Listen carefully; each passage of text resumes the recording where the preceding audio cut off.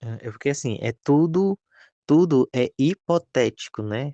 É uma hipótese. Tanto a origem da vida através do lado religioso, como a teoria da origem da vida através do campo científico, né?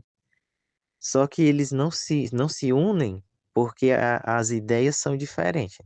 E no caso, o campo religioso, ele não aceita uma opinião contrária, diferente do campo científico, que, que a hipótese de como surgiu o mundo através da ciência, ela está aberta para caso surja uma nova hipótese, né? Ela seja aceita, no caso, né?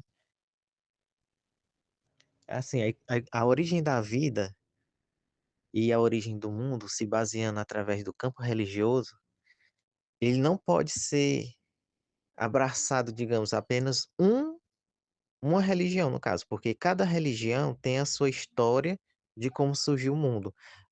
O cristianismo, o hinduísmo, é, a Yorubá, né, que é as religiões de matriz africana, todas essas religiões, elas têm uma história de como surgiu o mundo, cada uma de forma diferente. Então, no caso, é, de acordo com como surgiu a origem da vida e como surgiu o mundo, contado através do Deus hebraico, né, que abrange três religiões, ele tem a história dele, né, que é, no caso, Deus teve uma inspiração divina e criou o homem do barro, né, criou o mundo em 7 dias, né, essa história, ela é exclusiva apenas de uma religião, né, as outras religiões, ela tem uma história diferente. Já o campo da ciência, o campo científico, ele já narra de uma forma diferente como teria surgido o mundo, no caso, né? Aí, assim, como algumas pessoas elas têm uma dúvida, algumas pessoas têm uma dúvida de dizer assim, mas eu não acredito que o ser humano era uma ameba, eu não acredito que o ser humano era uma bactéria, né? Que a ciência fala nesse sentido, né? Mas a realidade é que o ser humano ele não era exatamente uma ameba, nem uma bactéria, né? O ser humano, no início da vida, ele era molécula, células e átomos. Na verdade, não era, né? Ainda hoje ele é.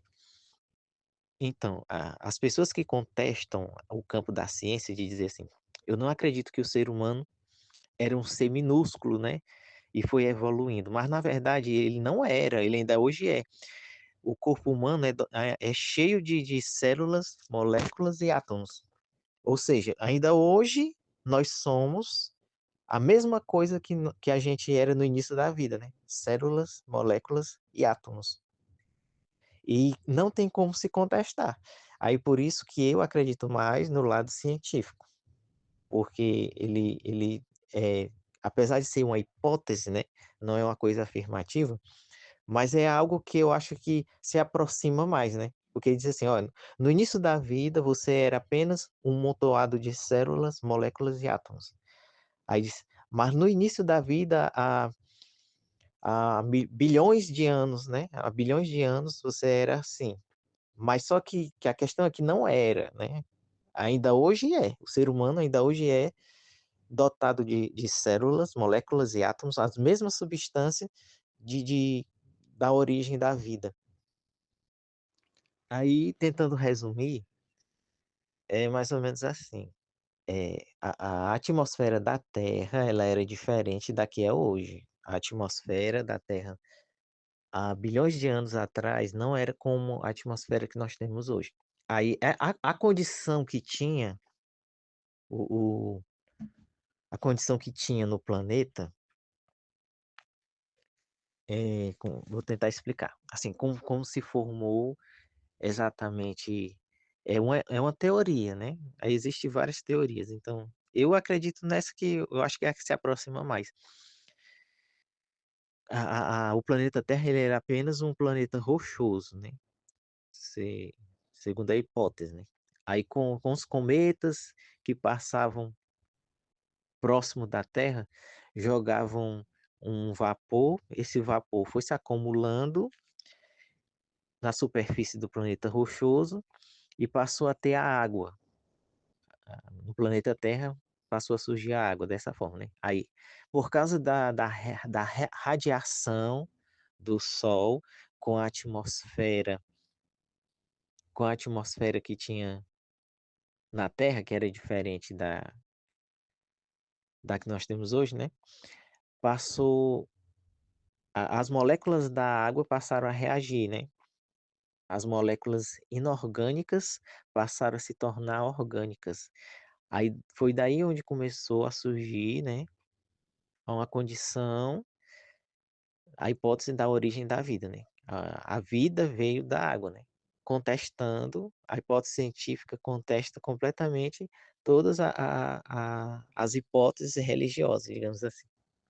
Os primeiros seres que surgiram foram os que produzem o seu próprio alimento. Aí, como eles produziam seu próprio alimento, eles passaram a gerar um gás na Terra chamado gás carbônico. Aí, com essa condição, houve uma evolução, né, e passou a surgir seres minúsculos, né, digamos assim, que passaram a absorver o gás carbônico, né, e quando eles puxavam gás carbônico, eles já soltavam oxigênio. Aí, nesse caso, passou a existir os 2 gás na Terra, que antes não tinha, né. Aí por isso, aí nessa condição, a atmosfera da Terra mudou, né, nessa condição. Mas antes disso, não existia o gás carbônico e nem o oxigênio.